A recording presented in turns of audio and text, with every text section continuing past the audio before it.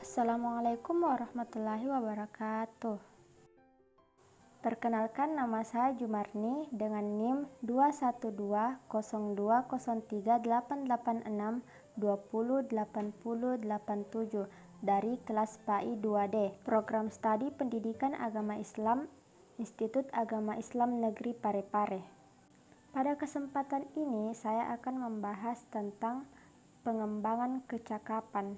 Video ini dibuat untuk memenuhi tugas mata kuliah perencanaan pembelajaran dengan dosen pengampu Bapak Dr. Usman SAG MPD. Baiklah, langsung saja kita masuk pada inti materi, yaitu pengembangan kecakapan. Kecakapan dalam mengajar atau presentasi adalah keterampilan yang dimiliki dengan mensinergiskan fungsi panca indera dan otak kiri sebagai bagian dari kecakapan akademis. Seseorang dikatakan memiliki kecakapan mengajar atau presentasi apabila ia mampu tampil menarik, menyampaikan pengetahuan secara efektif, dan meninggalkan kesan mendalam bagi peserta didik. Setiap kali kita mengajar atau melakukan presentasi, sesungguhnya kita sedang melakukan kegiatan komunikasi. Setiap kali kita berkomunikasi, sesungguhnya kita sedang melakukan transaksi, baik terhadap diri sendiri maupun terhadap sesuatu atau orang lain yang menjadi sasaran dari komunikasi tersebut. Selanjutnya yaitu strategi pengembangan kecakapan. Secara fitrah, dimensi manusia adalah jasad, akal, dan ruh. Ketiga dimensi ini harus dijaga secara seimbang. Jika terpelihara fisiknya saja, sedangkan akal dan ruh tidak diperhatikan, maka manusia seperti itu hanya kuat fisik atau jasmaninya saja, sedangkan hatinya kering dan gersang, dan akalnya tidak berkembang sebagaimana seharusnya manusia yang memiliki kelebihan potensial akal. Begitu juga orang yang diasah otaknya saja sementara fisik dan rohaninya tidak diperhatikan.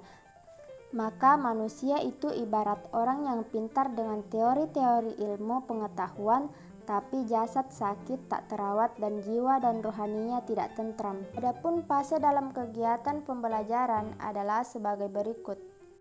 1.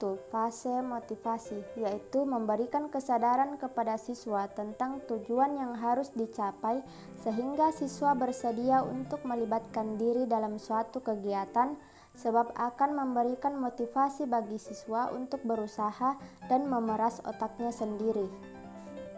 2. Fase menaruh perhatian.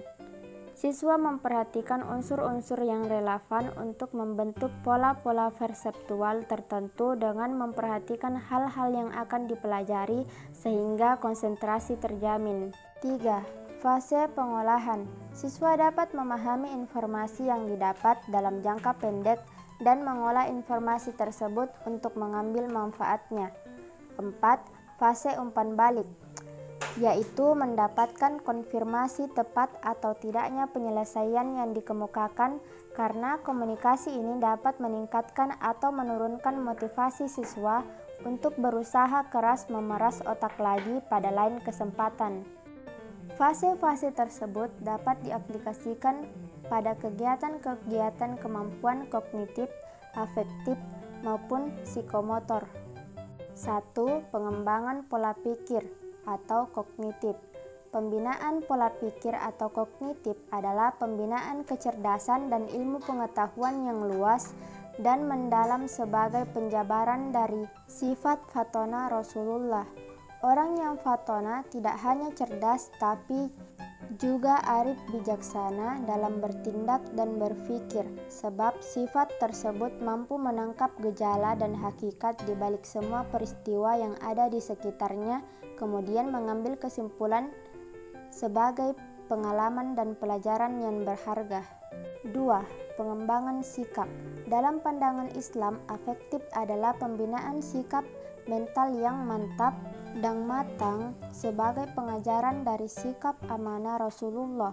Sebagai indikator dari seseorang yang mempunyai kecerdasan dengan sikap yang selalu ingin dipercaya, menghormati dan dihormati, sikap tersebut hanya dapat tumbuh apabila kita meyakini sesuatu yang kita anggap benar sebagai prinsip yang tidak dapat diganggu-gugat. Ketiga, pengembangan psikomotor. Psikomotor yaitu pembinaan tingkah laku dengan akhlak yang mulia sebagai penjabaran dari sikap siddiq Rasulullah, pembinaan 7 keterampilan kepemimpinan yang bijaksana sebagai penjabaran sifat tablik Rasulullah. Yang terakhir adalah pandangan tentang pembelajaran. Menumbuhkan motivasi, menarik perhatian dan proses pengkondisian dan modeling merupakan metode pendidikan modern. Namun hal tersebut sudah dilakukan oleh Rasulullah dengan ungkapan hadisnya, "Apakah engkau mau hatimu menjadi lembut dan kebutuhanmu terpenuhi?" Pertanyaan tersebut menjadikan pendengar merasa ditantang oleh pembicara yang disebut dengan kompetisi untuk mendapatkan informasi atau pengetahuan, maka terjadilah interaksi yang seimbang. Nah, itulah tadi materi tentang pengembangan kecakapan. Sekian dari saya, kurang lebihnya mohon dimaafkan. Semoga dapat bermanfaat untuk kita semua. Wassalamualaikum warahmatullahi wabarakatuh.